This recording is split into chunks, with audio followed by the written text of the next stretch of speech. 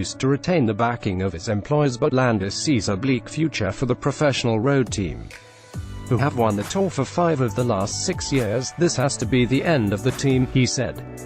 "I'm 100% sure there will not be a Sky team at the Tour this year. The little pieces add up, and no one with more than 2 brain cells would add it all up and conclude it was all just coincidental." Rasmussen gave his view on the power of triamcinolone, which has a long history of abuse in cycling. Triamcinolone is a top-shelf drug. It's a very, very effective drug if you want to ride your bike faster, he told the Evening Standard. Landis was stripped of his 2006 Tour de France title for doping, and he also laid into 4-time champion Chris Froome, pictured, who says he is innocent of doping after being found to have double the permitted level of salbutamol, an asthma medication, in his system last year. "It makes you feel stronger, you get leaner, faster, and it helps with fatigue.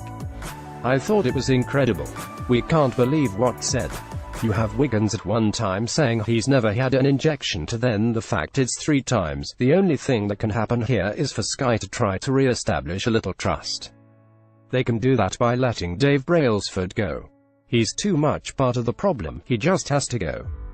He's been head of this shop for quite a while now. Chris Froome is facing a ban after his failed drugs test at last year's Vuelta a España, but on Tuesday, Sky's principal rider spoke in defense of Brailsford and described as rubbish any suggestion he might have been part of a group of riders in 2012 who joined Wiggins in using triamcinolone. On Team Sky and Brailsford, he told Cycling Weekly, "I wouldn't still be in the team if I didn't believe in the team and the people around me. Dave B has brought all those people together. The reputations of Wiggins and Team Sky are in ruins after an explosive parliamentary report accused him of using triamcinolone to enhance his performance and not for medical reasons."